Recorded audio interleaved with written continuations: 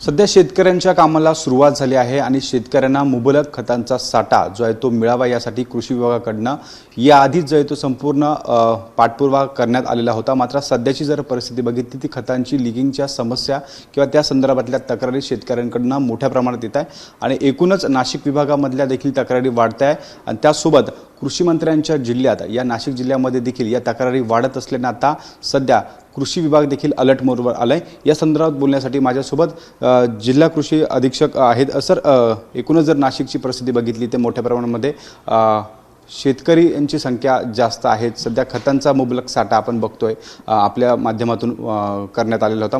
मात्र सध्याची परिस्थिती अशी की लिकिंगच्या ज्या समस्या आहेत त्या वाढत आहेत। चालू वर्षी आपल्या जिल्ह्यामध्ये जवळपास मक्याचं क्षेत्र फार मोठ्या प्रमाणात वाढतं आहे आणि त्यासाठी शेतकऱ्यांकडून युरिया खताची मोठ्या प्रमाणात मागणी होते। जसं आपल्याला आवंटन आपल्या जिल्ह्याच्या मागणीनुसार आवंटन प्राप्त झालेलं आहे, त्यानुसार खतं जिल्ह्यामध्ये प्राप्त होत आहेत। पण ती युरियाची स्पेसिफिक मागणी असल्यामुळे काही भागामध्ये त्याचा तुटवडा जाणवतो आहे। पण त्या अनुषंगाने आपण बफर स्टॉक जो केलेला होता तोही आता संपूर्ण रिलीज केलेला आहे आणि लिंकिंगच्या बाबतीमध्ये यावर्षी माननीय मंत्री महोदयांनी ज्या काही सूचना दिलेल्या होत्या त्या अनुषंगाने आपण मोठ्या प्रमाणामध्ये शेतकऱ्यांमध्ये जनजागृती केली। प्रत्येक कृषी सेवा केंद्र जे आहे त्याच्या बाहेर आपण लिंकिंगला नाही म्हणा आणि जर याबाबत काही तक्रार असेल तर आपले जे काही तालुका स्तरावरचे इन्स्पेक्टर आहेत, गुणवत्ता नियंत्रण निरीक्षक, यांचे नंबर आपण त्या ठिकाणी डिस्प्ले केले होते आणि त्या अनुषंगाने शेतकऱ्यांना जर लिंकिंगसाठी जर आग्रह धरला जात असेल तर शेतकऱ्यांचे यावर्षी आपण बघत असाल तर तक्रारींचा ओघ वाढतो आहे। परंतु हा जो तक्रारींचा ओघ आहे हा शेतकऱ्यांमध्ये जी जनजागृती झाली लिंकिंगच्या बाबतीत त्या अनुषंगाने तक्रारींचा ओघ वाढतो आहे आणि आपण ज्या ठिकाणी तक्रार येते तर ती आपल्या इन्स्पेक्टरच्या माध्यमातून टॅकल करतो आहे आणि शेतकऱ्यांची जी लिंकिंगची तक्रार आहे ती सोडवण्याचा 100% प्रयत्न आपण कृषी विभाग म्हणून यावर्षी मोठ्या प्रमाणात करतो आहे। सर, खरं तर किती तक्रारी जिल्हाभरातून येत आहे आणि लिंकिंगच्या ज्या समस्या आहेत त्यावर आळा घालण्यासाठी आपला विभाग नेमकं काय काम करणार?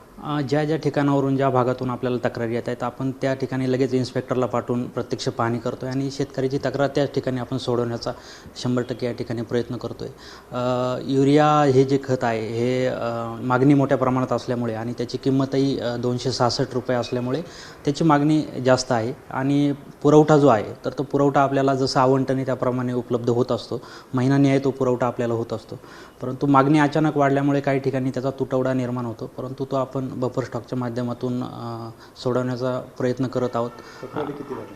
तक्रारी जवळपास आता प्रत्येक तालुक्यामधनं 4 ते 5 तक्रारी आत्तापर्यंत लेखी स्वरूपात असतील त्या आपल्यापर्यंत आलेल्या आहेत आणि फोनद्वारे ज्या तक्रारी येत आहेत आपण त्याच वेळेस सोडवण्याचा प्रयत्न करतो आहे आणि ज्या ठिकाणी आपल्याला तथ्य आढळून आलं त्या बाबतीत आपण कारवाई त्या परवान्यांवर आजपर्यंत जवळपास 4 ते 5 परवान्यांवर आपण कारवाई सुद्धा केलेली आहे आणि खरंच जर आपल्या लिंकिंगचं त्या ठिकाणी आढळून आलं तर त्या संबंधित लिंकिंगचं जे प्रॉडक्ट आहे त्याला आपण विक्रीबंद आदेशही आपल्या गुणवत्ता नियंत्रण निरीक्षकांमार्फत दिलेले आहेत।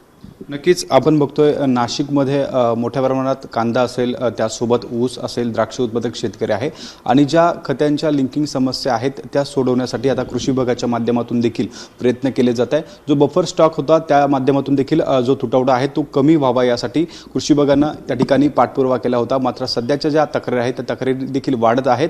जवळपास नाशिक जिल्ह्यातून 100 पर्यंत ज्या तक्रारी आहेत त्या कृषी विभागाला प्राप्त झाल्या आणि एकूणच आता कृषी विभाग देखील या संदर्भात कारवाईसाठी या ठिकाणी काम करत आहे। मात्र अनेक भरारी पथकांच्या माध्यमातून आता या लिकिंगच्या समस्येवर आळा घालण्यासाठी कृषी विभागासमोर एक मोठं आव्हान निर्माण झाल्याचं देखील आपल्याला या निमित्तानं पाहायला मिळत आहे।